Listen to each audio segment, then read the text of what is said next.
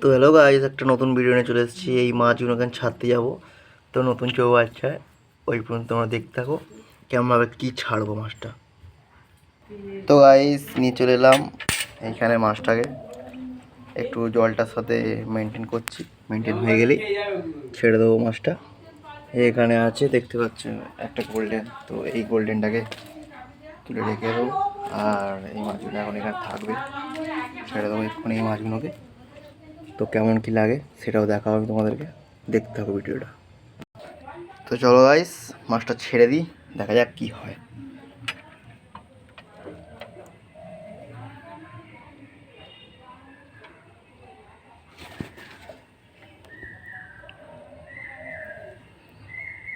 খালি মাছটা মরে না যায়।